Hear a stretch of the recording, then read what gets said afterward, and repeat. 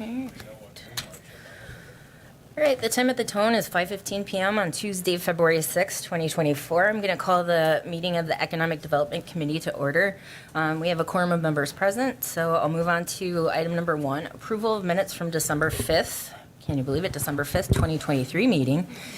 Is there any corrections, additions? If not, can I get a motion to approve? Alder Hanke. Second? Alder Lukens, thank you. All right, all those in favor say aye. Aye. Aye. Opposed? All right, minutes have been approved. Moving on to number 2, we have Blake here to sort of give us a presentation from the Wausau River District. Thank you for joining us. Background of educational material. Yeah, you go for it. Your birthday. So we, in 2024, Chair Watson and I talked about doing an educational presentation at every one of our economic development meetings because we have a lot of partners that we work with. There are a lot of programs that are offered in the community, but we don't always hear about them. So Blake was kind enough to rush after his vacation and put together a presentation for us of all of the wonderful work Wausau River District will do in 2024. So Blake, I will let you take it away. Excellent. Thank you, guys. Thank you for the opportunity of presenting in front of you all. I think I presented in City Council last year, but kind of nice to meet with this group and let you know about what we're doing because we're it's nice to see what the city's doing, but we're very kind of hyper in our district. So I'll fill you in on what our plans are for 2024. So as mentioned, Blake Opelhusky, I'm the Executive Director for the Wausau River District. Next slide. So a little bit about the Wausau River District. Sometimes we do get looped in with some other organizations, so I do like to point out we are our separate 501c3 nonprofit, and we're accredited Main Street program that focuses on promoting, facilitating economic vitality and historic preservation for downtown Wausau for the benefit of the entire community. Of course, we have 3 areas of focus that we integrate the 4-point approach into, which I'll get into, but the areas of focus are placemaking, so really kind of strengthening that connection between people and place, business development, how can we support our businesses and help them grow and be successful, and residential development, how do we grow that residential base in the downtown area. So continuing on here, I just like to always include a list of our board of directors. You can see it's a nice well-rounded representation of folks here in the district, our 34 square blocks. And our staff, so we do have myself as your full-time executive director, and then we do have Allison here as our part-time marketing specialist and graphic designer, and starting just today was Alex. She is going to be our part-time events manager. So mentioning Main Street program, so Wausau is not unique in any sense, the fact that we're the only Main Street program. In fact, Main Street programs started back in 1980 when we saw a lot of de-investment in our downtowns. That's when we saw malls popping up and de-investments in the hearts of our city. Luckily, Wausau, we had them all in our downtown when it was needed, and it helped us going forward. So we didn't join the Main Street program until 2002 when we saw East Bay move off the 400 block. We started seeing a lot of de-investment. Now on Main Street America, that is the national organization. That is, actually I need to update those numbers because we are up to 1,800 communities throughout the United States that are part of the Main Street program, which is wonderful because there's lots of information sharing and best practices. And of course, the Main Street program is all about downtowns are the heart of the city, and we really have the change makers, the doers in the heart here. And there's a ripple effect. When we have a strong downtown, we see that throughout the entire community. Wisconsin Main Street, that's housed through the WEDC. We're at 35 communities and growing. The most recent addition is Stevens Point, which we have happily assisted them along the way and given them some pointers. First and foremost, getting a bid up and going to help them, but we'll chat about that here in just a little bit. The 4-point approach that I alluded to, this was crafted back in 1980 and has seen some iterations, but this is the framework that helps guide our work as a Main Street organization going forward. So our 4 points of economic vitality, design, promotion, and organization, integrating that into our 3 areas of focus of placemaking, business development, and residential development. Our district. So 34 square blocks. We do straddle the Wisconsin River. So starting on the River West neighborhood, the northern boundary is Elm Street, so Chatterbox, Sam's Pizza. then on the western boundary is 3rd Avenue. So using landmarks, we would have KFC, but we would not have where's that gas station? The BP? The store. There we go. And then, of course, Stewart Ave is our southern boundary. Over on the downtown section, we have Washington Street, so right outside of the reconstruction of the Wausau Opportunity Zone. And then on the east side there, we got 6th Street, so right past the bus depot, and then we go up to Grand Street Evolutions and Design. So all in all, it's 34 square blocks. So when you compare our district to our budget, we are one of the largest districts in the state in comparison to budget as well. And just the importance of the work that Main Street does. Of course, we've all seen the rise of online shopping, which has really stressed the need for us to support our locally owned small businesses. And that's where Sense of Place kind of ties in. You know, what's one thing that our small businesses have that Amazon doesn't have? The charming, historic downtown that's walkable. You can have a full experience being down here, which kind of just dovetails into the fact that central business districts have evolved. They're turning into central social districts. It's all about the experience-based economy going forward. So lots of text here. So just wanted to point out the differences between bids and Main Streets, as we do get questions about this on occasion. So the state statute's listed on there, but basically this is opted by businesses to create this district. Ours was created, from my understanding, either 2002 or either the late 90s or early 2000s. Before my time, that has been around there. So this is businesses that elect to pay an additional fee. Those fees then are all gathered together, and then our bid director, our board there, which is also listed, then opts to divert those funds into the Main Street program to amplify the impact of those funds. So a lot of times the creation of a bid is the first step to getting revitalization in a downtown. Main Street, having a Main Street program is often the second step, because that's when you can have full-time staff and more support added with that whole network of Wisconsin Main Street and Main Street America. On there, I did include our annual tax rates currently. Those are annual, and there is a 3% increase every 3 years, which 2024, once it's approved for 2025, would be our next increase. And the Main Street program, just to mention how it's a little bit different, amplification of those funds. So we're able to take in the funds raised from the bid and then amplify the impact by us going out and securing additional funding. So every dollar we get from the bid, we're able to turn into $3.1, which is pretty fantastic. We are a separate nonprofit, and we're able to provide more resources to our businesses through projects, programs, policy, advocacy. We have dedicated staff, as I mentioned, and then we also do have those wonderful resources, which includes design rendering services through our state organization, tech visits, which our organization right now is evaluating what tech visits we would like to bring to Wausau to aid us as we go into the future, and then, of course, additional pieces of training for our businesses. And I do just want to add those trainings are at no additional cost to our businesses. Kind of a breakdown on the bid here. I broke this down as I've had some meetings with River West folks, just as far as reinvestment, how much we're actually getting from the bid from the River West and how that is being reinvested.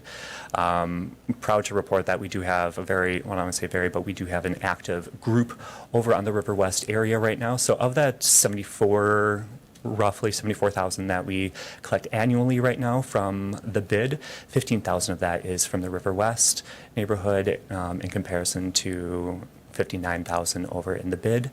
Of course, we know that there are two different kind of identities, if you will, for both sides of the river. And of course, having a geographic thing like a river dividing us does have some hurdles. But knowing that the River West neighborhood is currently, it's a destination businesses. We have a lot of vehicle traffic going through there. So we've been very intentional about implementing large murals right off of Stewart Ave to kind of pique people's curiosity, get them into the neighborhood, get them exploring. The city did a wonderful job with the 2nd Avenue reconstruction project a few years ago. We partnered with some of the retailers over there during Festival of the Arts weekend, doing the pop-up makers market to kind of get some more foot traffic going from downtown to Marathon Park. We did have a temporary gateway signage, which had to come on down as it turn into a semi-permanent gateway signage and sustain some wind damage. And then a branding tech visit we had was a few years ago, but that's when we created the whole River West brand. I'll get into a little bit more of what we have planned upcoming for the River West neighborhood, but those are just some examples of how we've went about reinvesting some of those funds. You're fine. Okay, I'm sorry. I'll talk about the other stuff. Okay. And then this is just more holistically. I like to be very open and transparent about how we receive our funding and how that is then put back into investments. So this goes down in a percentage and breaks it down for you. Very proud to report that our overhead expenses are very low for a nonprofit. 17% goes to overhead expenses, which for nonprofits that is extremely low.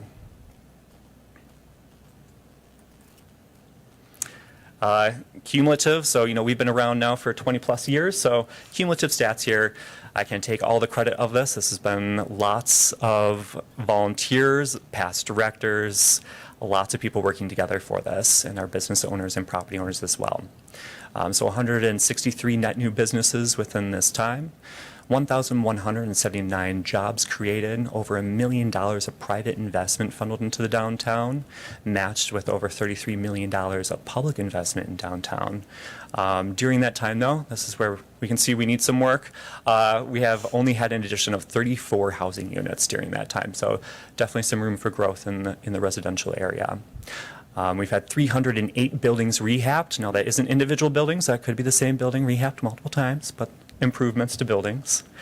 14% vacancy when we started in 2002, and we are now down to 4.2%, which is fantastic. 2019, we were recognized with the National Award through Main Street, with the Great American Main Street Award, and the same year we were recognized with the Small Business of the Year Award, the nonprofit category through the Chamber of Commerce. And to date, we have received 31 Wisconsin Main Street Awards. Getting into what we got planned this year. So placemaking, we have Downtown History Minute videos. That was very successful for us when we released that, and that's something that we're going to continue doing. That's part of the mission of our organization, is the historic preservation component of that. So this series makes it really easy. It's little history nuggets on specific buildings that breaks it down for folks, provides context of where they came from, so that way it kind of guides us into the future. Also great to provide those to business owners on the front end when they buy a building, so that way they know the exact history of the property they're investing in. The Memorial Bridge restoration, we're currently working on that right now. A big thank you to the Historic Preservation Commission for writing a letter of support for that project. But that is the last remnants of Memorial Bridge, which was constructed after World War I, making sure that that gets restored this year, so that way future generations can enjoy that. For those of you that are not familiar with where that exists, that would be the closest to, if you're going from the east side to the west side, right by the gazebos. It's those two end caps right there. Wausau Pride, this is our last year with having Wausau Pride under our umbrella, as we took them on for a 3-year term to kind of train them, teach them how to do events, and then we're hoping to set them up as their own nonprofit at the end of this year, so that way they are good to go into the future, and we have additional folks out there who are programming our downtown. Merchandise. I'm sure you've seen the Wausau t-shirts out and about, but those have been around now for about 3 or 4 years. So we're doing a little refresh, and we thought this was an opportunity for us to engage with our community. So we'll be doing a little community competition for them to submit their designs. And then we'll be working with a panel of our art professionals in the area to refine that down to 3, putting it back out to the community. They'll vote on the winning design, and that will be selected for the merchandise for the upcoming year or two. Umbrellas over 3rd Street, that's always a partnership between us, the City of Wausau, and Compass Properties. So we will continue going forward with that overhead art display, if you will. And this is what I talked about before, the River West Gateway sign. So we actually have a stakeholder meeting with our River West folks coming up here next week. We'll be discussing what the stakeholders would like to see out of this sign. But the intention behind it is to have some sort of entry sign and to further solidify the brand for the River West, so that way there's a sense of identity over there for our businesses and our property owners. And then holiday programming, Santa and gift wrapping services. So keeping those traditions downtown here. The mall may be gone, but we have Santa still downtown. So that was at Washington Square this past year. And they always say the rule is 3 years of constant programming. So this is year number 1. We'll continue doing it, and hopefully that gets in people's behavior patterns. Business development. So we do a quarterly newsletter. We're all about meeting people where they're at, and communication is always kind of changing on what people prefer. So this is, we took a page actually from your guys' books, and we're doing a physical paper newsletter being sent out to our constituents. So that's everything from participation deadlines. This first quarter we'll have some more business resource information for them, upcoming loan programs, who to call for certain needs, like if there's graffiti on a building, a garbage can is overflowing, things of that nature. We'll have a stakeholder networking event. We have a State of the River District open house event, which goes over just the cumulative year and what we have planned for the upcoming year. That's usually hosted in the fourth quarter each year. Of course, having a presence at the Small Business Expo, we have welcoming packets, an annual business resource guide, and then we also do administer that sign grant program. So if you're not familiar with that one, if we have a business who is moving into the district, we do provide a small grant. It's 50% up to $500, and that's just reviewed from our business development team, and then that is administered through the Wausau River District. Continuing on with that, we do have some programming coming up with business development. So we have the Wausau Night Market, which is planned for the third Thursday of June, July, and August. I believe that's June 20th, July 18th, and August 15th. Pretty sure those dates are right. But it's the third Thursday. A little bit different than last year is that we are hoping to close down 3rd Street and have that vendors actually line down 3rd Street, hoping to do the open intoxicant beer sales again, as that was a very good success. Unfortunately, last year, this was our first year trying out last year. I have to say, I don't think I got above 65 on any of those days, which made it a little tough for beer sales, but people loved it, and we're really looking forward to bringing it back and expanding the amount of vendors who are on 3rd Street, and also providing opportunities for our brick and mortar businesses to also expand out into the street. Exhibit tours, that annual Art and Wine Walk partnership with David Hummer with the D. Anthony Gallery. That one is right now tentatively scheduled for October 5th. Small Business Saturday is that first Saturday after Thanksgiving, which I think is November 30th this year. Holiday Ale Trail around the same time. And then the River West Retail Event. That's another incentive that we're doing specifically for the River West stakeholders, and that's something we'll be discussing at next week's meeting as well. Marketing of the event, I do just like to touch on a few of these different things. So one of our incentives is to market the district as a whole as a destination. We're doing that through a few different things. One is a storytelling image campaign that has been on social media, has been doing phenomenally well for us, but storytelling of the small businesses, so that way we can strengthen that connection, again, people in place, incentivize people to actually stop in the brick and mortar businesses when they have a little bit more of a connection to the owner. It's always a good thing. The Shop Local campaign, so we do that both in the summer and the winter, but just encouraging people to shop local. Weekly promotional e-newsletter, that's the Hot Happenings newsletter that has been going out on Wednesdays for as long as I can remember. But that is continually a great thing for us. In fact, being a recent marketing grad, e-newsletters is kind of they say it's an antiquated thing, but we still have an open rate of over 25%, which is fantastic for those. So people are actually using them. And then also CW video ads. We do have some video ads rolling at the baggage claim at CW Airport, so we're getting folks as they're landing. Residential development. So we do have an updated inventory of listings on our website. Still to date, I'm getting between 2 and 3 phone calls a week looking for residential units in downtown or within a walkable distance of downtown. And I have nowhere to go for them most of the time. Usually when there is a space available, it's snapped up in 24 to 48 hours. So there's a lot of market demand to live in downtown. Everything from low income, market rates, we need all housing in downtown. So we do have an inventory of residential listings on our website that's auto-generated. So if you go there now, you can either look at the for rent or the for sale sections, and that's everything within a half-mile radius of the district, so it's walkable. We're also hoping in this upcoming year of doing a Live Downtown campaign, so really kind of focusing more on the benefits of living downtown, all the amenities, the walkability, a few testimonials, and then creating a new guide for development within the downtown area. That one's up for discussion here, but the thought behind that one is just to provide more clear framework of what potential infill housing could look like, and then continued advocacy within the housing area. I blew through that really fast. I've had lots of coffee today. any questions. Thank you. Does the committee have questions for Blake? It was awesome. Thank you very much for the updates. Thank you so much. Of course. Thank you. Yeah, I think it's interesting to learn more about our partners, like Director Brodick said, and living on the west side, it's always interesting to see how the bid and, you know, the businesses on both sides sort of work together and how you bring that together. So thank you. So number 3, a presentation from community development staff on the National Community Development Association Audrey Nelson Award. Yes, so Tammy's going to talk a little bit about this.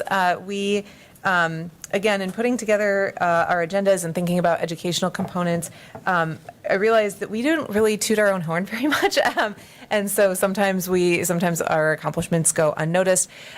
This is our second in a row, and CDA, is it only second? I think. In a row. In a row. But We've received other ones in the yes, past. one of many, so I'll let. So yes, thank you. Last week, Liz, Shannon, and I had the great opportunity to go to Washington, D.C. for our National Community Development Association winter meeting. This meeting is all community development grantees get together, and it's a learning type education. There's breakout sessions. You can learn all sorts of different things. It's an opportunity for the oldies like me to help the newbies learn what CDBG does, all the fun stuff with it. It also has an opportunity to meet with our federal legislative group. So we are able to meet with Tammy Baldwin's office and discuss CDBG and other concerns that we have. They've always been very supportive of us. The other component of this winter meeting is the Audrey Nelson Award. I don't know if you read the press release that was submitted when we received the award, but Audrey Nelson was a young individual born in Chicago, of which her passion was to assist low and moderate income persons. And at the same time as when community development block grants became federal funds. So the funding and her aligned very well, and she was very passionate in how to get the funding to the right hands. Unfortunately, her lifespan was cut very short. She passed away at the age of 29 due to cancer. So NCDA decided that they needed to do an award on her behalf. And it's for anybody, any municipal or any grantee that has a innovative use of community development block grant funds, and that we can share with the nation as to what we did, and hopefully they can learn from us and maybe spin it in a way in their area. So we decided that the CPC, the Community Partners Campus, was a shoo-in. I mean, it's an amazing project. I actually felt guilty accepting an award on behalf of that because, yes, we use block grant funds, and yes, we did it in an unusual way where it wasn't through our typical planning process. We reprogrammed funds. We did whatever we could do to get funds to help them acquire the property, and they ran with it. And it's an amazing building. So we did put a presentation together, and we had to present it to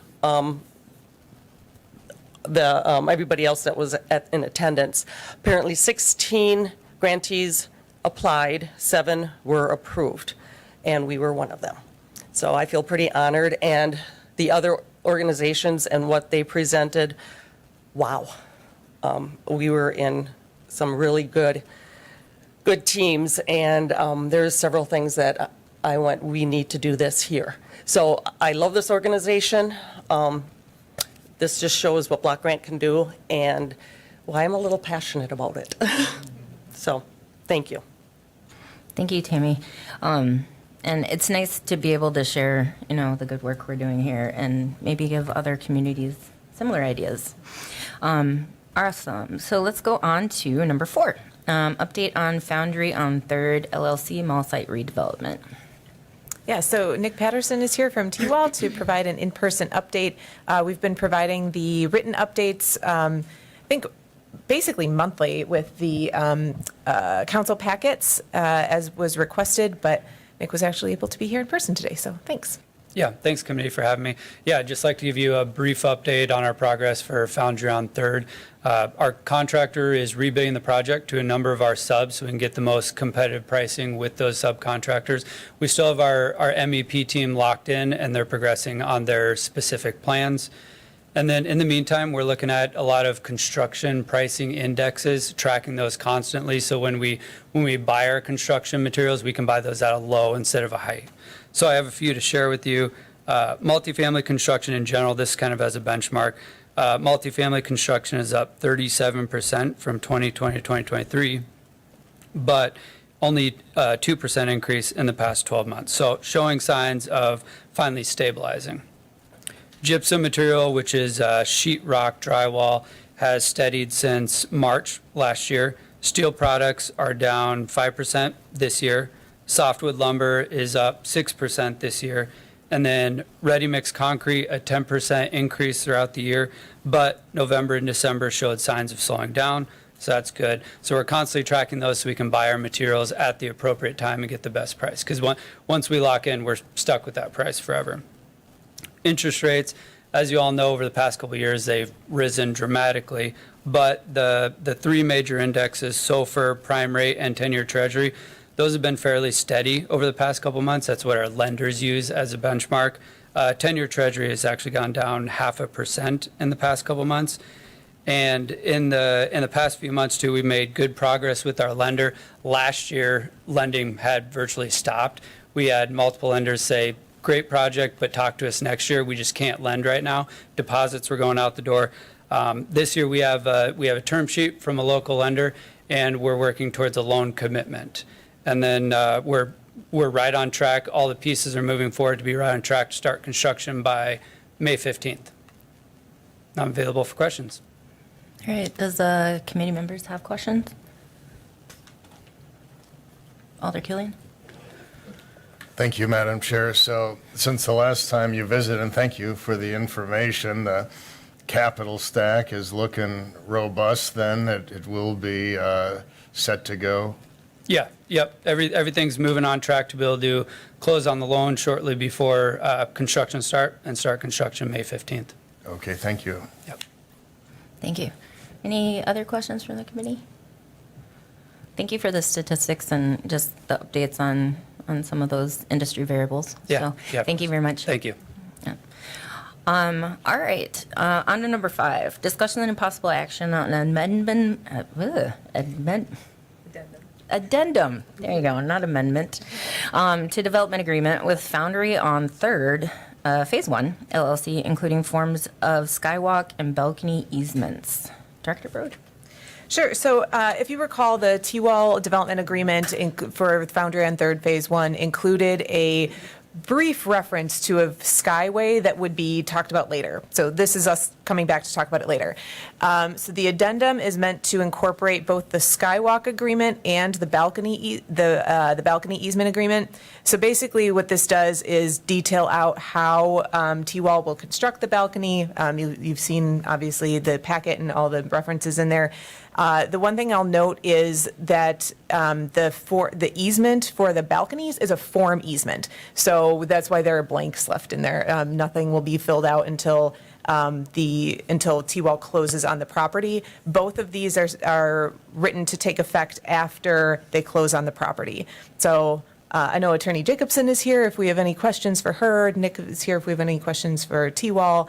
But I think everything else should be pretty much explained in the packet and in the materials. All right, Alder Rasmussen. Thank you. So obviously, we want to lay the groundwork to let this project take flight on time, and I think having this stuff lined up ahead is helpful. So I will move to approve that agreement in its written form. Okay, is there a second? I'll second. Okay. Any other questions or discussion? All right, seeing none. All those in favor, say aye. Aye. Aye. Aye. Opposed? No? Okay, 4 ayes, 1 no. And it passes. All right, on to the next one. Number 6, discussion and possible action on consent to transfer waiver of, consent to transfer, waiver of right of first refusal, termination of recorded deed restrictions, and recording set of revised deed restrictions for 6235 and 6335 Packer Drive. Randy, could you come up and just share a little bit with us on this? Yeah, thank you for the opportunity this evening. We've had a couple of these different requests to waive the right of first refusal on these. And what we found, it's maybe not the simple fix that we once thought it was. We did do a revision to that, but that was simply for the properties where we're first selling them. The hope was as these came in, we'd be able to take that revised set, simplify it down for existing property and move it forward. This one being a prime example of something that was created before our original ones were, so the language is really all over the place. In looking at it, there was a lot of back and forth between ourselves and their attorneys. I really think at this point, it's just best for us to waive the right of first refusal on this specific one, and we can move forward. There's a lot of back and forth, and I'm afraid that if we continue to go through the process of revising these, we're getting pretty far away from our standard deed restrictions. It's really a own deed restriction for each individual property, which we're trying not to do. So, happy to answer any questions. Attorney Jacobson's available. Once again, we're trying to solve a problem that was probably a little bit more intense and bigger than we thought. So, I mean, we had the standardized sort of form that we're going forward from now. This is just something that's been, signed a long time ago, many moons ago, right? So, the right of first refusal, it's not like we want to take that action anyway. And especially in this case, there was a lot of back and forth, and just so that they're able to follow through on their timelines within their original deed restrictions, if we don't respond within 30 days, it's automatically waived. So I think it's a lot for us to go back and forth on this and honestly, a lot of staff time and their resources as well, so. Yeah. Attorney Jacobson. I just want to correct the record after I included this information in the packet. Their attorney, Matt Rowe, is also present here if you'd like to hear from him, but the purchase price of the real estate is $5.7 million, right, Matt? Not 6.7. Okay. Not that that'll change your decision to repurchase the property, but I wanted to make that correction. Awesome. Any questions or discussion for either Randy or Alder Rasmussen? Thank you. It's been, obviously, with our right of first refusal on properties in that area, it's always been the goal, or at least it was the goal when that was established, that if there was, some question as to land use, or if there was a need, a legitimate need, for the city to insert itself in front of the private sector on a land transaction, that it was giving itself that ability. I cannot recall when we've ever exercised that. I mean, obviously, if the use is practical, and there's no need to reclaim that for a better or public use, there's no point. So getting everybody also onto a set of standard deed restrictions is obviously our goal. But I feel like this one, it gets us where we need to be, so I'll make a motion to approve. Great. Is there a second to that? We'll take a second, then we can do the discussion. Is there a second to Alder Rasmussen's motion? Alder Lucas, thank you. Yes, sure.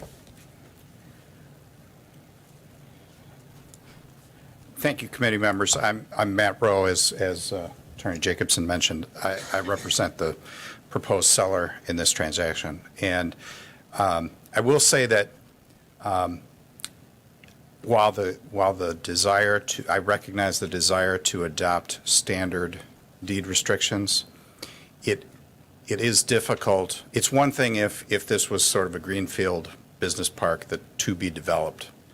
That's more difficult with some of these that are existing facilities that date back quite some time, this being one of them. The deed restrictions we're dealing with here were from 1969 and 1970.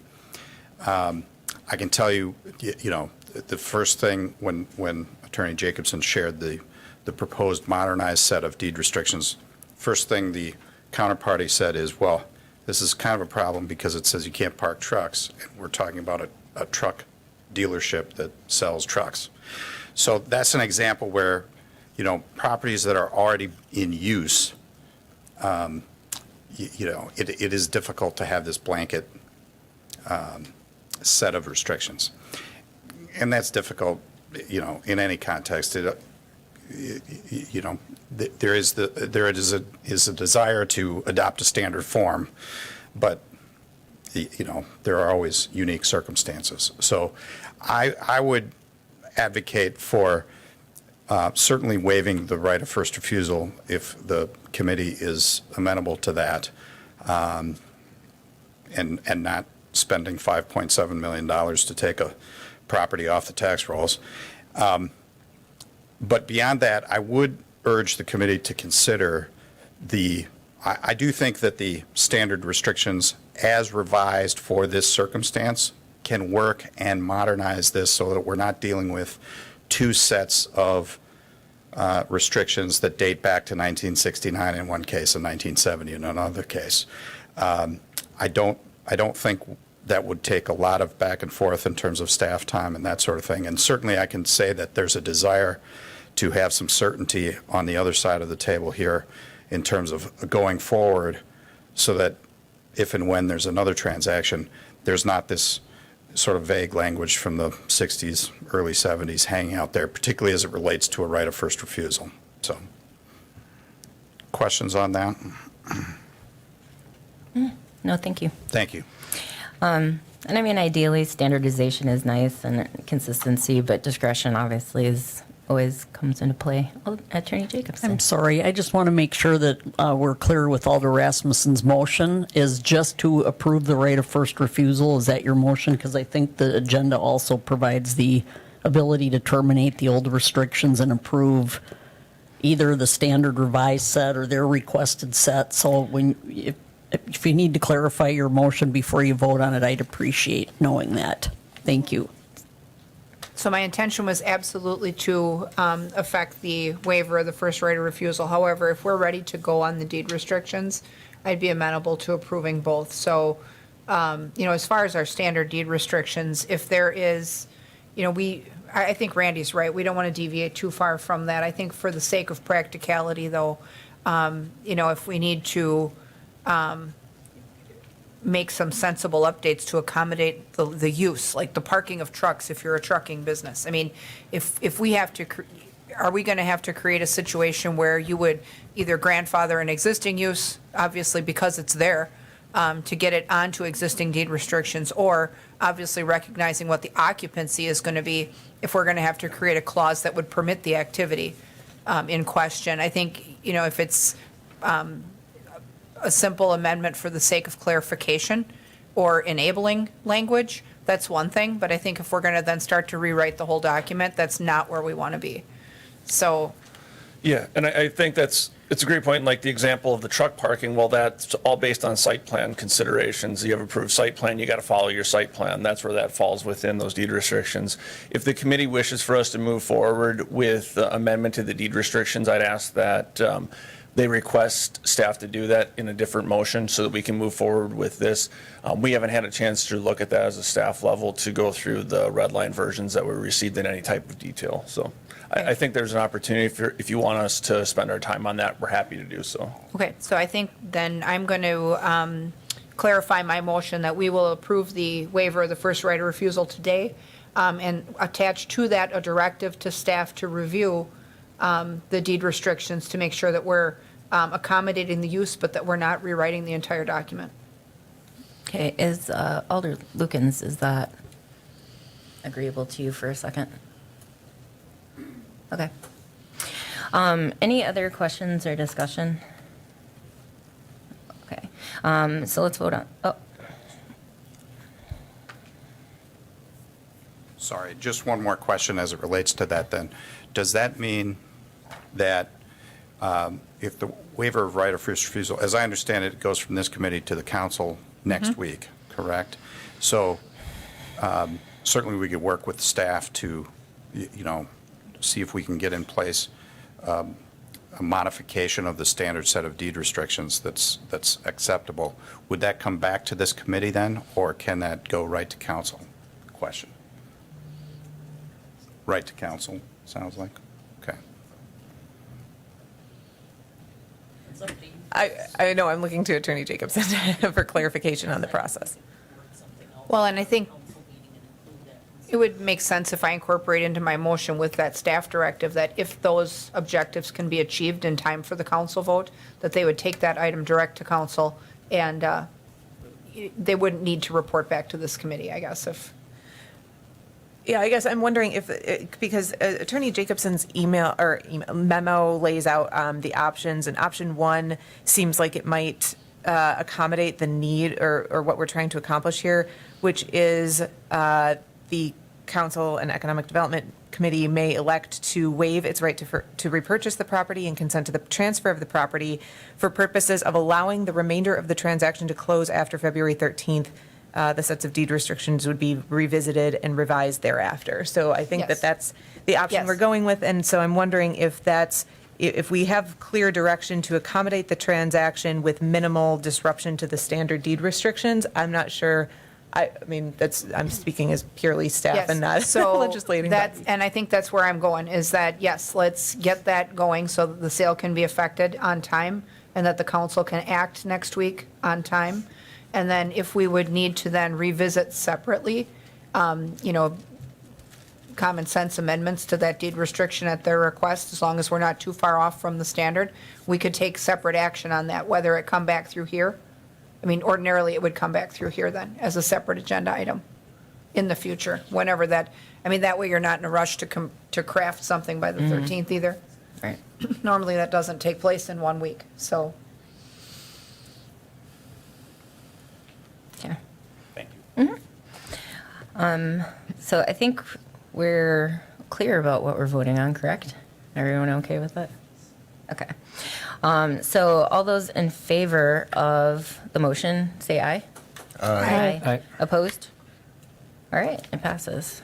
So thank you. I guess. Okay. All right, we're on to the next item. So, number 7, discussion and possible action on Economic Development Committee duties and responsibilities. Attorney Jacobson, I know you're in a conversation. But maybe we can start, I guess, the prompting of this agenda item was due to, I think a lot of discussion about committee roles, committee responsibilities, how people reported to who, how things were routed through committee. And I guess I had heard tell that some committees were starting this conversation, so I wanted us to have that conversation as well. So I think within the packet, there's information, I think back from the 60s, was it? That established sort of our directives. And maybe it had been revisited in the early 2000s, maybe, but it hasn't been revisited in quite a long time. And I don't know if this is something we want to start to have a discussion about, or, I mean, we are coming up to an election time, and it's probably a good time for those newly elected, newly sworn-in council members to discuss. But I guess that's why I sort of was hoping we would have that discussion. So I know Attorney Jacobson put some information in there. So what, Alder Rasmussen? Thank you. So this did start as a result of some clarification of the mission in the SISM committee. I'm on it as well, so is Chad. And so we started to have this discussion about the fact that there was some disparity in, it sent Attorney Jacobson down a research project to figure out really when the committee was established, what list of duties by our ordinances are actually conferred upon that committee versus other ones. And we started out considering things like infrastructure and land sales and acquisitions and, disposing of remnants and things like that. And so we got some information from her on that. And yet, though, it really brought us to the fact that when you look at the description of our committees, both in the code and on the website, there is some disparities. And so I think that can lead to some misunderstandings both between the committee and the public as far as what a committee does, what it's supposed to do. And then in between, you have the staff trying to navigate to figure out what goes where and in what order. And I think that really has put them in an awkward position on a number of things in the last few months. So, we had realized that some of the information that sits out on the website isn't necessarily, it's not codified. And so, but when new council members are trying to figure out what committees they want to serve on based on their area of interest or their area of skill, or when the public is trying to discern what committees to pay attention to and attend, it's helpful to have a description of what that committee does, but it's more helpful if those are accurate. So I think it's important for us to examine what we put out there in terms of what our committee does and make sure that the information that we communicate both to the council, the public, and the staff is the work that we actually do, and make sure that we true that up. So we did find some discrepancies on the SISM end. We started to talk about land sales and things. And in that research, the legal department even found some policies that exist that confer certain responsibilities onto this committee, even allowing for land sales to be listed and handled directly without the intervention of a committee.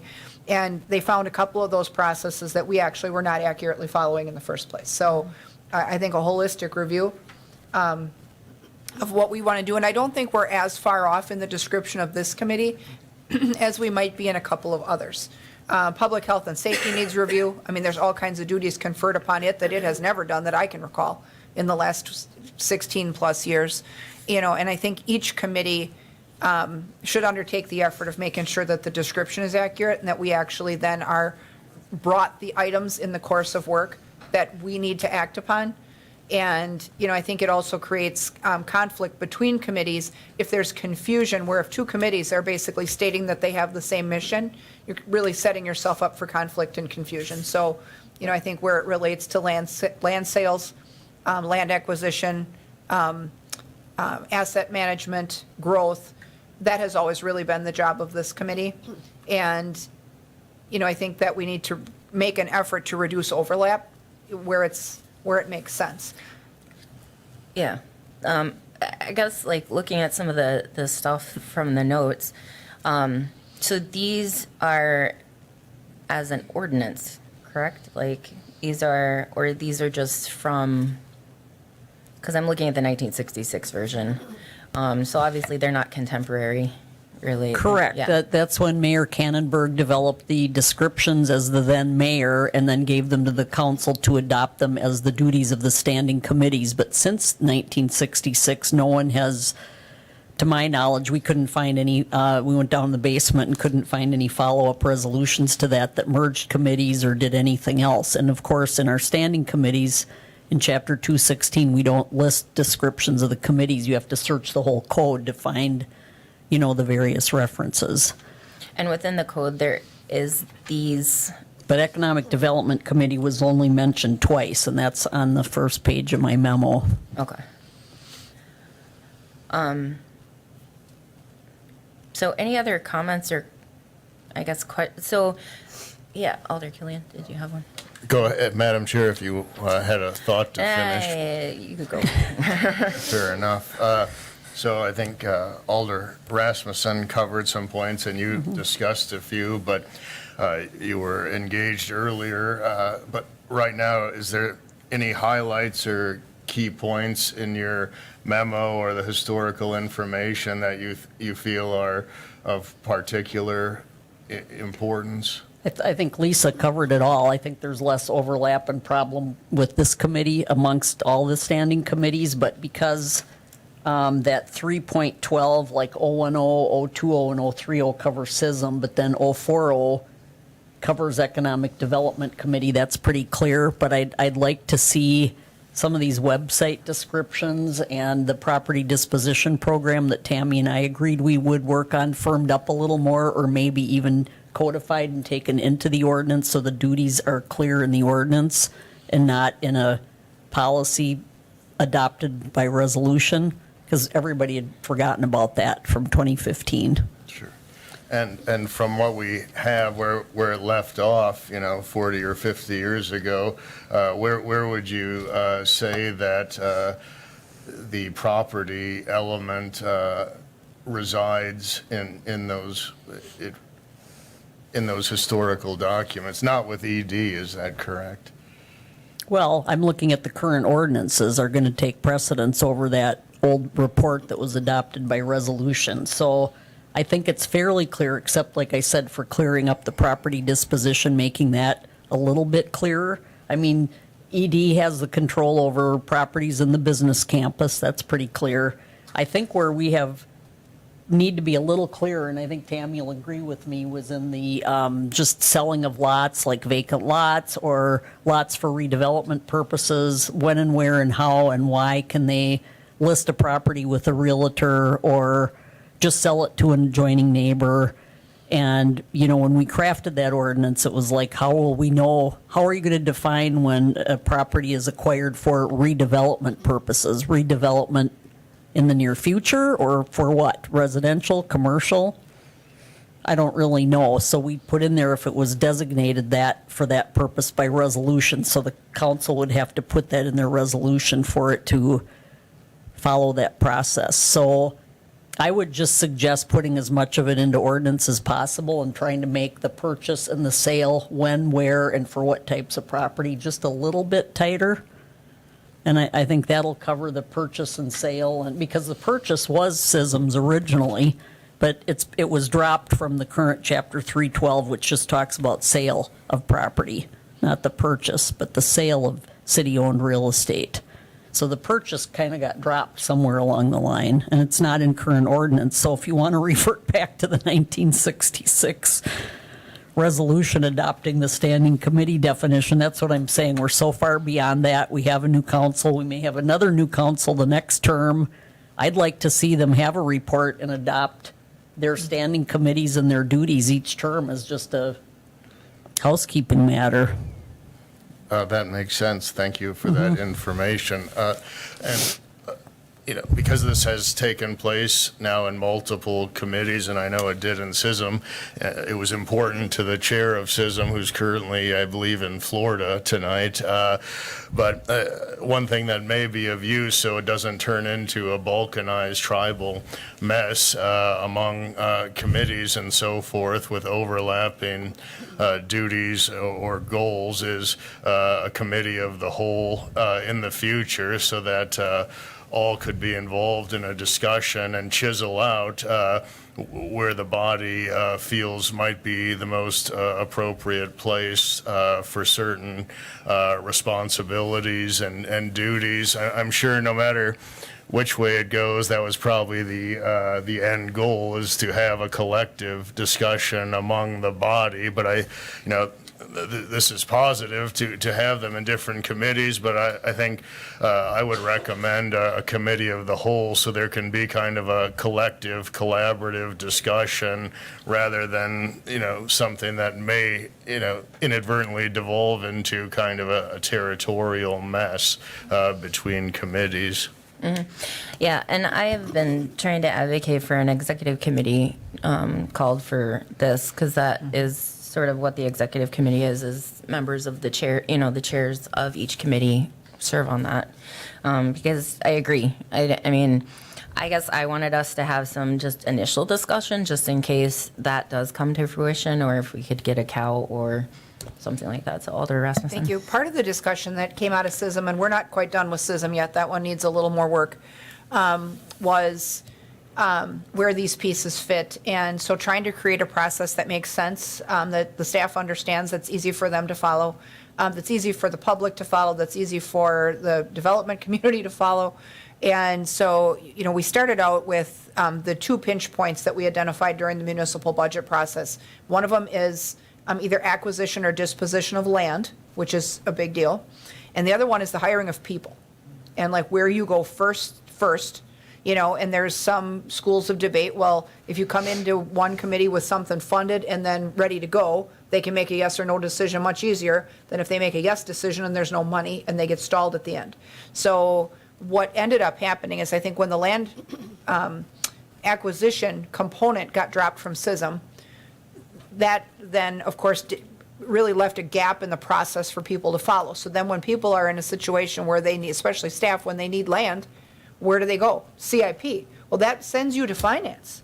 So now you're on the money end, on the front end right away, and then you get to a point where other steps along the way feel like they got left out. And so I think that it was obvious then, with that hiccup where the SISM committee wasn't part of that process anymore, whether that was codified change or not, there probably needed to be a stop between that didn't get didn't get made. And that could just as easily happen here if our duties are not articulated, but we also should not be farming our duties out to that committee because it exists for a different set of objectives and it looks at things through a different lens. We're looking at things through the growth lens.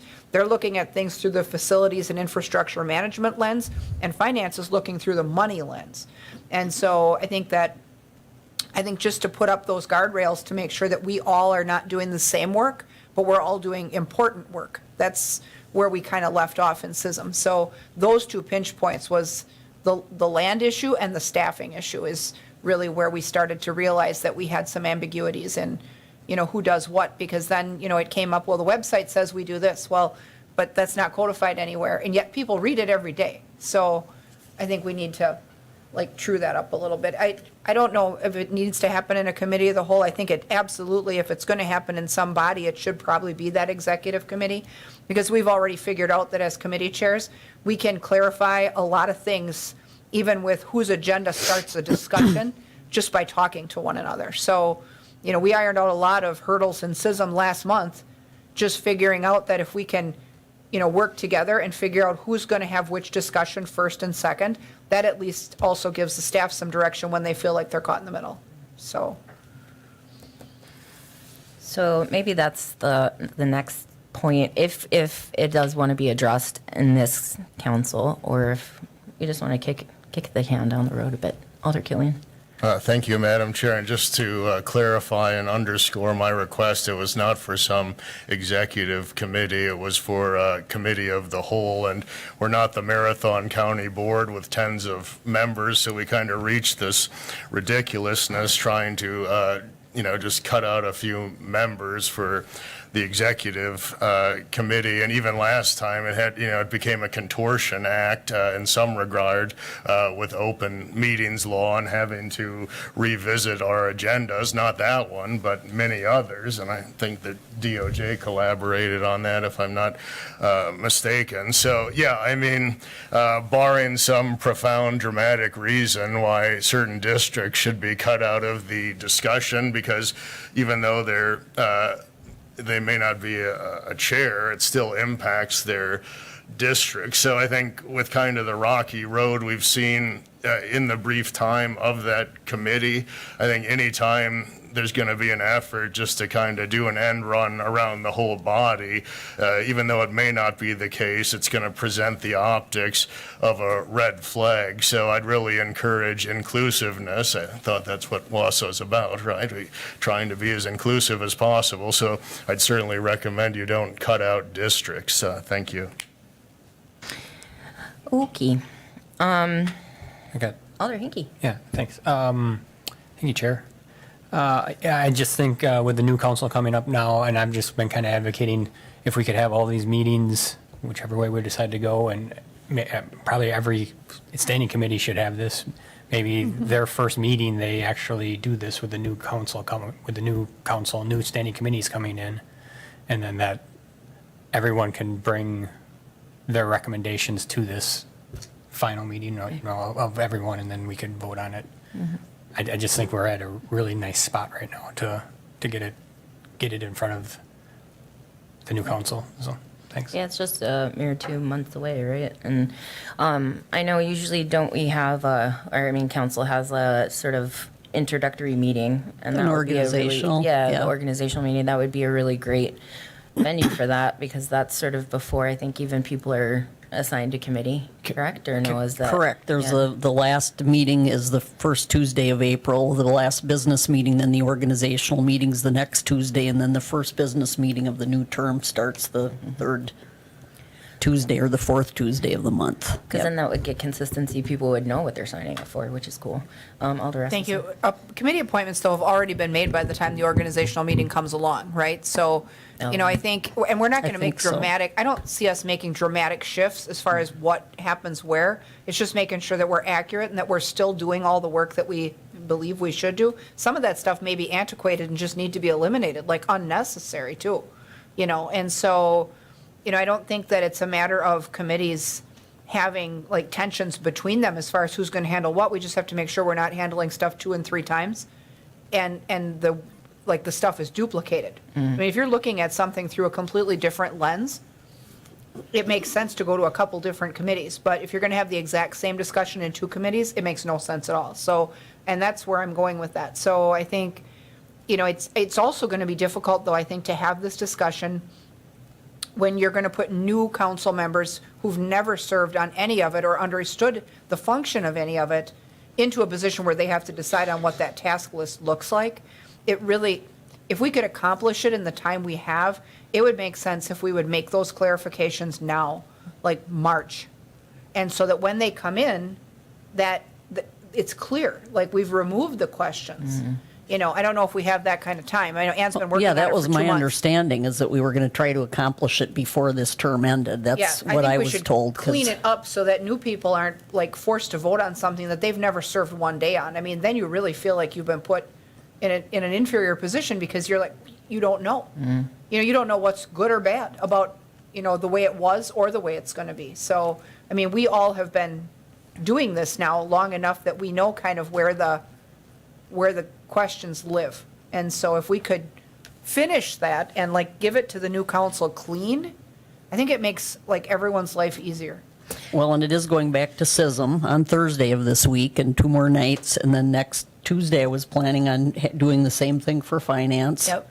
I mean, is And this- then also, I think I already had HR ready and public health and safety. So by then, we're pretty good. We should be able to get it done before the term ends. I mean, is this something that we can just take up at council?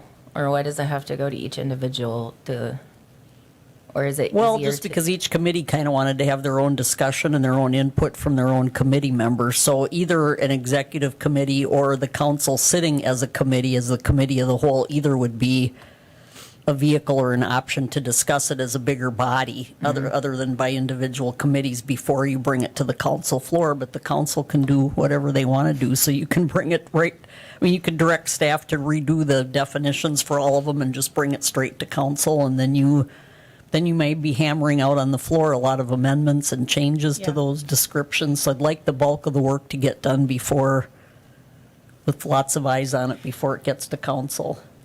I guess as a follow-up, I feel like it makes sense that we would have the discussion first in the committee because the committee knows what it does and what its specialty area is. And so I think that's more difficult to try to hammer that out on the fly. And so often you'll think, well, there's a task that you want to shift or that we just determined even trying to do that in SISM without the proper research, that when we start to try to shift things, it affects other things that we didn't realize. And so we looked at something with land acquisition in SISM and realized that there is a income-controlled housing program where those transactions are not conducted in a public sphere on purpose, so that there could be a measure of anonymity for low-income individuals that are trying to participate in those programs, that they're not out front being shamed for that participation. We weren't even aware that that was a collateral consequence of what we were trying to do, and we backed off on that in SISM. So, I think there's other things to be considered, and those are the discussions that you have in the committee that I think allow you to come to a committee of the whole or to the council with a better product, rather than trying to massage that out on the council floor. So we currently are not in the ordinance as a committee, is what it says. I mean, we're just No, mentioned you are. twice. You're only meant, the duties of the committee, Economic Development Department or Community Development Department is mentioned but in not the the ordinances, but not in connection with the duties or responsibilities of the Economic Development Committee is only mentioned twice, one with Wausau Arts and negotiating with buyers and lessees of city-owned land and industrial parks. So we don't That's it. exist. You exist. You just don't have a long list of duties like SISM had after taking on parking and traffic. And so then the reference that was created on the website came from another resolution, not the 1966 one, because that was the industrial. Who knows how it was written? I mean, the only history we could find was the 1966 resolution, and there were no updates to that. So I don't know who the author of the website descriptions were. It looked like for the most part they were taken out of that report, but they may have originally and then evolved over time. And again, I don't know how often it was changed or who changed them. And then there wasn't anything in your research that found when it was created as a standing committee? No. Okay. So, because the standing committees are created, they aren't created every council, it's ordinance. No, that's correct, because you can see the different names of the committees back in 1966. And I don't know why that's not, it was Industrial Development and Annexation Committee back then, so. ED sounds better. So we're referenced in relationship to another commission as a reporting agent. They report to us, but we don't have a place. But you included the Madison, sort of a sample language that Madison has for their Right. ED. Yep, yep. So I guess for us, I mean, we would sort of. That's right. Just as kind of an example to show you if you really wanted to, you could do that for each of the standing committees. The important thing, though, like Lisa says, is now discussing what you do today and just updating what you believe or want your duties to be. Because then, would we then need to work ourselves into the ordinance based on what we sort of decide? Like if we agree with what's like our roles on the website, we would sort of need to have ourselves put in the ordinance, correct? You wouldn't have to. I'm recommending it. I mean, that might be a nice idea, I think unless it'd we be good. can write reports every term and rename the committees and reestablish the duties. Maybe I don't know. It's more permanent when it's an ordinance, but it can always be amended as well. And so then to do the ordinance, it would just go to council, correct? Correct. Okay. Well, that cleans it up really nice, and I think we're one of the committees where the website description makes the most sense. You know, and I think it's a newer committee. I think that has been adjusted over time. In fact, I think at one point for clarification and when things were combined and separated, adjustments were able to be made to that website by certain staff members. And I think even when those were sent out to us as new council members to pick our committees, I thought at one point that, and it was a few administrations ago, that the mayor's office was able to fix those descriptions. So I don't know if Kathy was able to do that when she was doing it, but possible. when those would come out, that was the description we were given. You know, and so when parking and traffic and SISM became one, I think that adjustment was able to be made in that office just for the sake of brevity. So, you know, I don't know if they wrote them all or adjusted any of them, but this is one of the few of all of them that actually like made sense as it was put out there. You know, and it's not obsolete. You know, a lot of them are, when you read the true description, public health and safety is one that there's some obsolescence I in thought that that one was interesting. That one, that's a work order. But this one here is like sensible. I guess my only question would be the industrial park, that seems narrow. We have to change it to business campus now, Right. Usually call it business campus. I mean, that would just be one thing you'd want to change. But yeah, I just gave that other one as an example. If you wanted to do that, I mean, if your committee did it, no other committees did it, that might look odd, but that would be a discussion on the council floor. You know, you do it for all committees or none. But even if you rewrote or came up with your duties, you could put it in the ordinance, or we could just say this is our description that we're going to adopt for the website by resolution. I mean, I would think it'd be nice to work us into the ordinance. I mean, we're a standing committee, we should be present with all the other standing committees. So what would the next step, I mean, we should probably sort of look at the description, try to firm it up today, because we won't be meeting again until March, or is it something we want to try to rediscuss in March? I don't know. Bring back in March. What does everybody think? It may allow us to be a little more thoughtful about what we'd like in there if we were able to bring it back and time allowed. I think that would be great. Or to a committee of the whole or an executive committee meeting, and then whoever comes to those can drill down and bring their ideas for descriptions and. Special meeting too. Yeah, so, all right. So maybe I guess the task for the committee members would be to look at the website description, look at the sample ordinance that Attorney Jacobson put in there, and see if there's any comments, suggestions, edits that you'd like to make, and then we can talk about it at our next meeting or earlier if needed. Yeah, Alder Thank you. Rasmussen. So a point of clarification, because when I look at our website description, it shows that one of our duties is to work closely with the mayor and Economic Development Council. I think we have to really like define who the Economic Development Council is, because I don't know that there is one. Wouldn't know, it just be the, I mean, Economic Department. Development team, our staff team is different. Like that's Right. an in-house team. And that would make more sense, actually. I'm not sure what we were seeing back in the day as an Economic Development Council.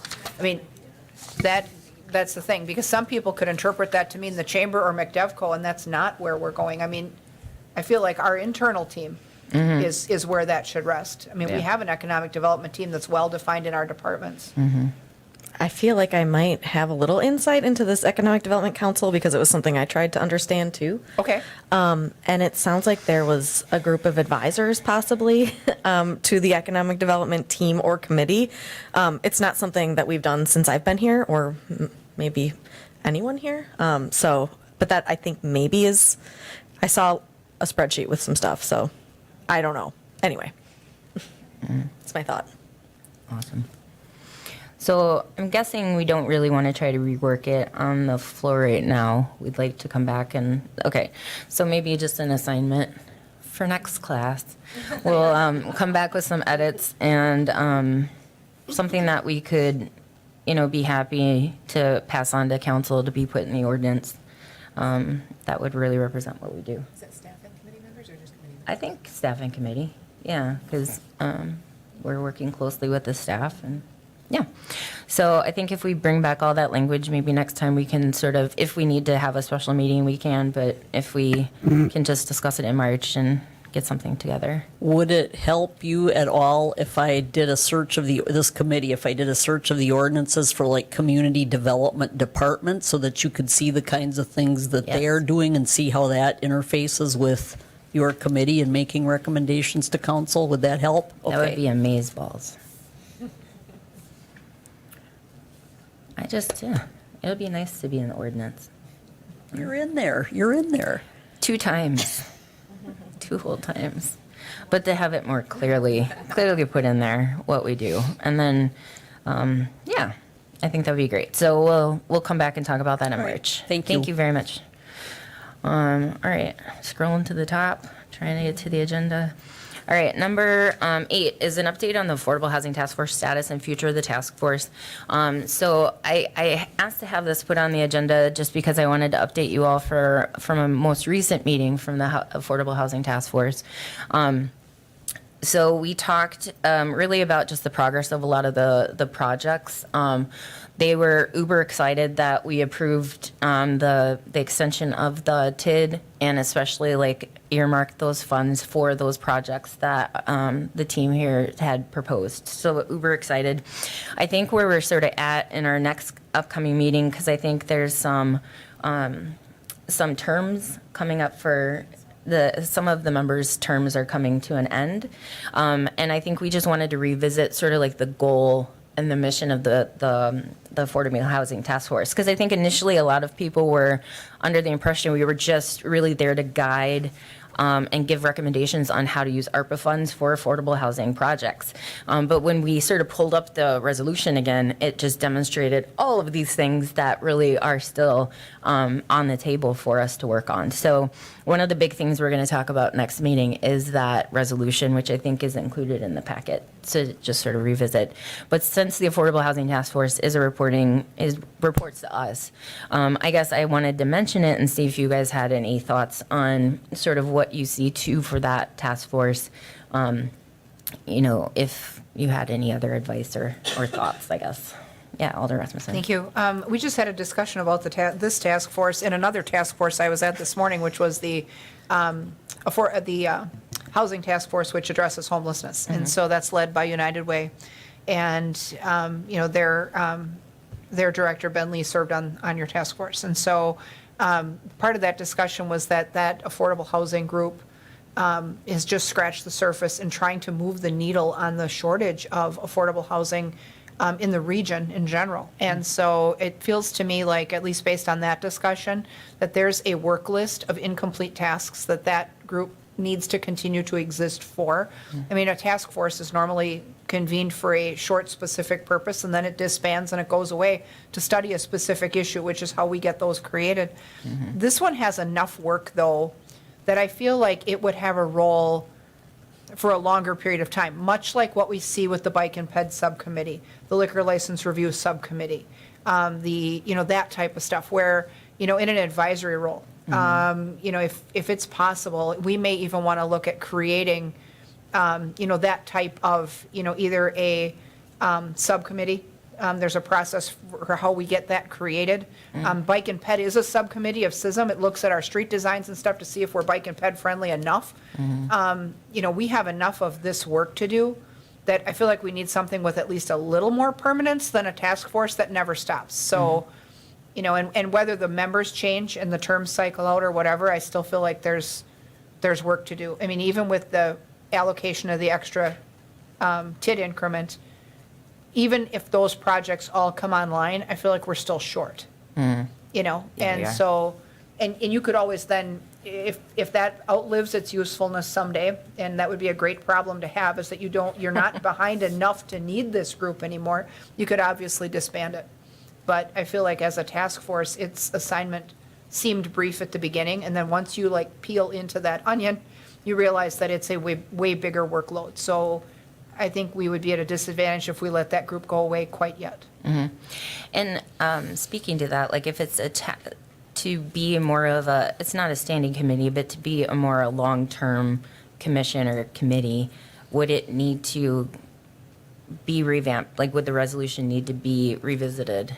We created Bike Ped by ordinance, right, Ann? I mean, the Bike Ped Subcommittee and the Liquor License Review Subcommittee, I think we created by ordinance. Council passed an ordinance to stand that up, and then it continues in perpetuity until they take it away. Then it obviously has a continuous cycle of appointments and terms and whatever, as long as it has work to do and a purpose to serve. So maybe that's something we can also have, when we create the ordinance for the ED committee, we can also propose language to create the task force for, in our ordinances. Well, and we have a set process for how the subcommittee gets stood up, though, right? I mean, at one point, we thought that, and we have some provisions where I think the chair of a committee can create a subcommittee for a determined purpose, but it has to have certain membership, like members of this committee. If you want to do it like you have this other one where you've got some subject matter experts and citizens involved, when you want that type of outside involvement, I think you have to go through a different process where you stand it up through ordinance. Because we found out we can't just create those and start appointing people.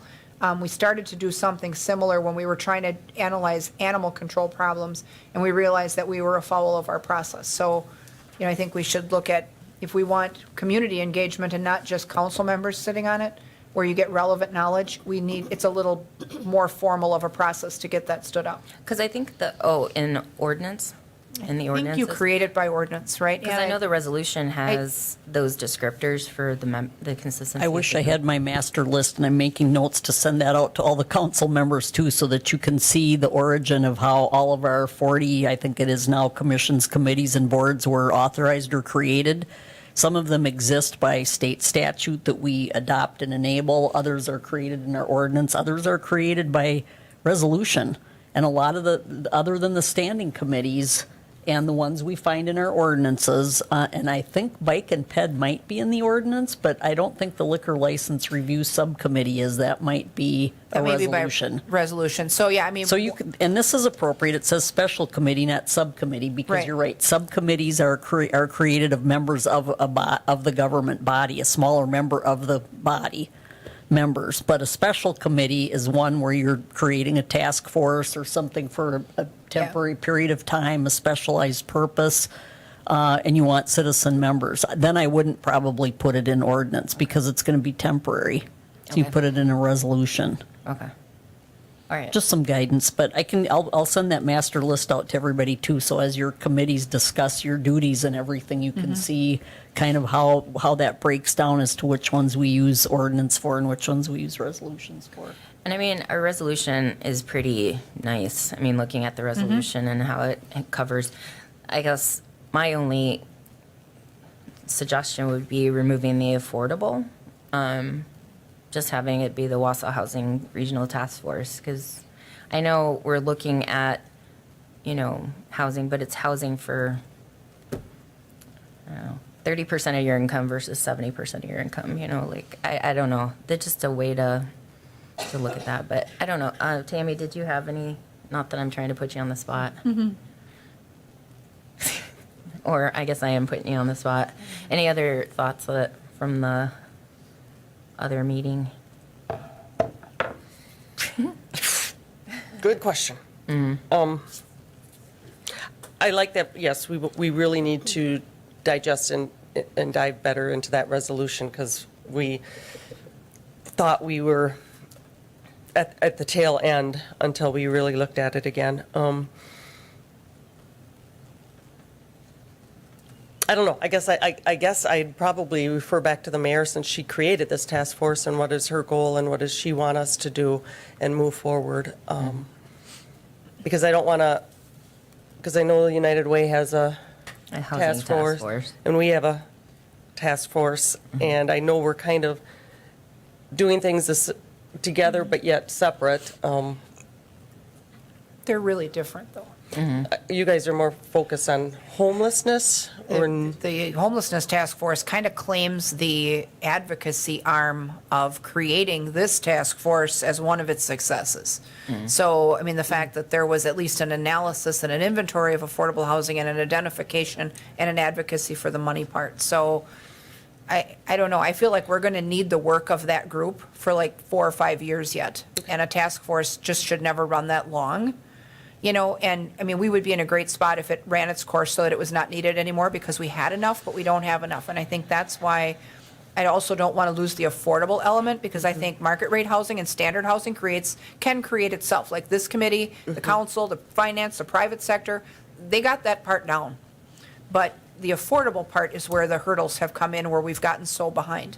And so, you know, I don't know that we necessarily need that group to address all housing, but it absolutely needs to address the affordable shortage, which is a generational problem right now. So, absolutely, and Yeah. your average developer is not going to be able to do it.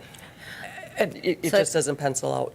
Director Boda? Yeah, I just wanted to chime in on the affordable piece of things, because I know I think the issue we're having with the term is the connotations that come with it, because we're trying to figure out what is the best way to talk about needing all housing, but then of course focusing on things that are, for lack of a better term, attainable for people, because we're looking at things that are 30% of someone's income.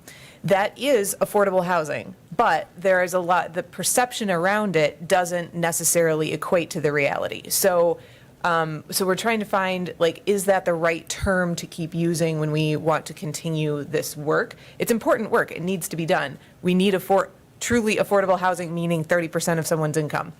But are we running into roadblocks because we're using the term affordable housing, I think is the question. If I may on that. Yeah, Alder Taylor. Yeah. Well, I think it's an interesting topic and discussion. I think we're facing obstacles, but I see them from a different perspective. And there was a local affordable housing, at least very heavy on affordable housing event recently. I believe it was at St. Michael's, and the mayor was there and some other alders were there. And this came up in terms of affordability and price point. And there may be times when, you know, we must use the area-wide median household income as the guide. I don't know, perhaps there are times when there are requirements or there's certain funding schemes we have to do that. But I think as a city, we need to get beyond that as the guide on affordability, because it's not the guide on affordability. So to use area-wide median household income across the board, it can do almost as much damage as it can do good. And I think the difference between revitalization and gentrification is that revitalization is improvement and progress in a manner that doesn't displace or put cost pressures on current residents in an area. So just as a matter of kind of statistics and common sense, it would make a lot more sense that when it's not necessary for a funding requirement, that we use things like census block group, median household income, or even census tract. But certainly to use the median household income for the whole city, it does not lead to affordability. So I don't see the perception, kind of as was described as being negative. I think it's confusing because people, when Wausau says we develop this affordable housing development, technically it often is, but then people say, like, how can I possibly afford that? And I think we could really easily address that by, when it's not required to use the area median household income, when possible, use the median household income of the census block group or the census tract, and I think that will go a long ways to creating more truly affordable developments. And I'll just say, I guess while I've got the mic or floor, 14, when this committee, or pardon me, task force was developed, this is one I had kind of suggested, analyze how displacement and gentrification susceptibility affects housing affordability. I think,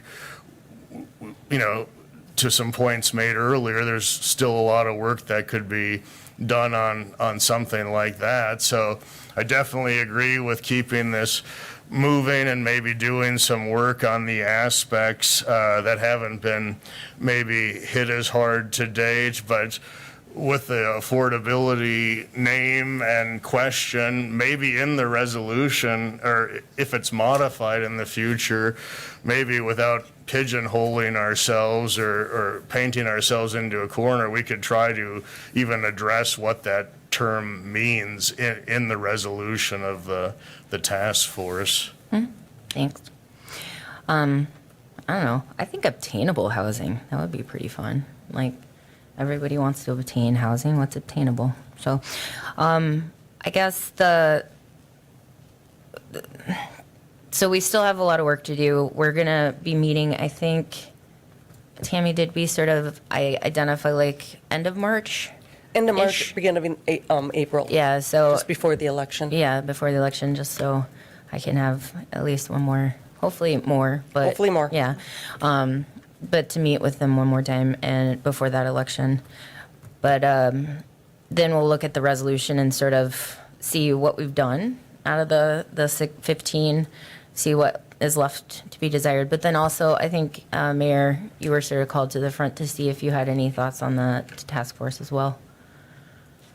Yeah, we kind of zoomed past it and we're back around like, a comet. So I do want you to know that Ann and I very much enjoy these conversations. I don't know who else does, but it's interesting to hear what you need and want. And that's pretty much, that's what this is born out of, right? I don't know if we had a committee of the whole or a discussion debate related to this, and this is what came out of it. So we'll listen to this again. And if there are components that kind of come to the surface, or if there's things that you want us to consider, I mean, I just wrote this, right? Like, it was no problem. We can change it too. We can put it in the ordinances. You guys get to do that. So, I don't know if you had a specific question you wanted me to answer. No, I think, yeah. No, I mean, we need housing, right? I mean, I Oh, think that we looked at the study that the region did, and it tells us a certain story of that people need places to live. And I think many of the citizen members are up in their term since it was introduced in 2021 in their 2-year terms. Ish. So I don't know. Yeah. I know I had talked to all of them, and they all want to continue. So as long as I don't believe that there's any reason why we can't have them serve a second term. Cool. Any other comments or, Alder Lukens? Thank you. I just would agree on, I would like to somehow better define affordable, if it's possible. The affordable, again, for whom? And I think it's just been so used, and I think there's just, in a way, not a belief in it in this community. I mean, I know that it's needed everywhere, but I've seen that statement. I've heard that statement so many times that, like, affordable for who? And so I just really, I don't have an answer, but I would really like to find a way to better define that, so that maybe it can instill some type of hope, and if we can do something about it to instill that hope. Thank you. Yes. Yes, most definitely. So I think that probably brings us to the end of the agenda unless there's any other comments or, so we are going to take as a task force action a little bit, I guess in a month, come back to that. So last item on the agenda would be adjournment. Alder Killian moves to adjourn second. Alder Lukens, all those in favor say aye. Aye. Opposed? All right, motion, meeting's adjourned. Have a great evening.